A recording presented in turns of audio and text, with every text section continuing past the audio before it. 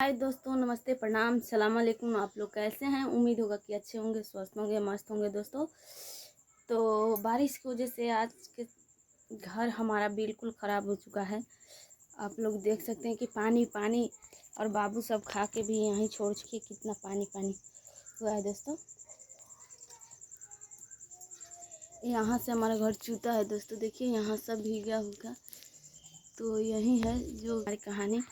तो जाने दीजिए, जो भी है जैसे वैसे भगवान की खुशी है।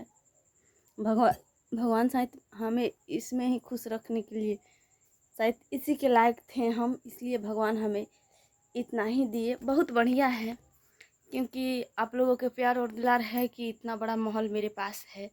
जो भी है ये हमारे मंदिर है। आप लोगों के भले झोपड़ी दिखता होगा, इसके लेकर के हमें कोई टेंशन नहीं है दोस्तों।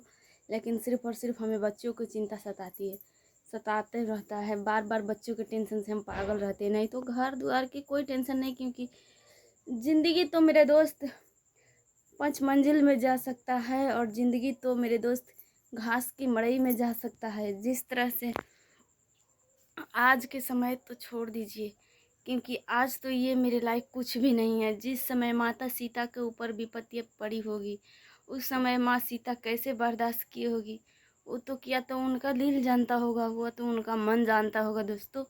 वो तो इसलिए हम सीता माँ के दुख देखकर ये दुख को हम कुछ भी नहीं समझते, क्योंकि आज के समय में मेरे पास 2 वक्त की रोटी खाने के लिए, मतलब कि गांव समाज में आज हमारे पास नहीं है तो किसी से मांग भी सकते हैं।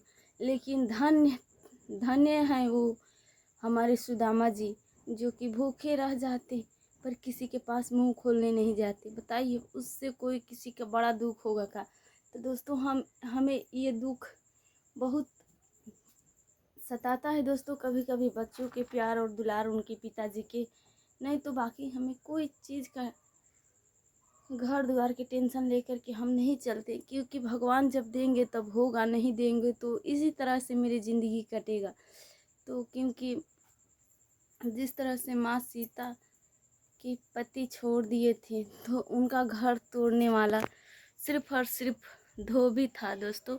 पर मेरा घर तोड़ने वाला सिर्फ और सिर्फ हमारे पति, जिसके कारण सब कुछ किए, और अभी आगे चल कर के अपना घर खुद अपने ही आग लगा के हट चुके हैं। तो ऐसे कोई बात नहीं है। आप लोग ऐसे ऐसे पति के लिए क्या कहना चाहते हैं, कमेंट में अपना राय ज़रूर बताइएगा। तो आइए, एक हमारी सहेली थी जिसके पति और पत्नी बहुत खुश रहते थे। दोनों आदमी मिलकर बहुत खुशी खुशी से अपना ज़िंदगी बिता रहे थे। एक समय की बात है मेरे दोस्त, मेरी सहेली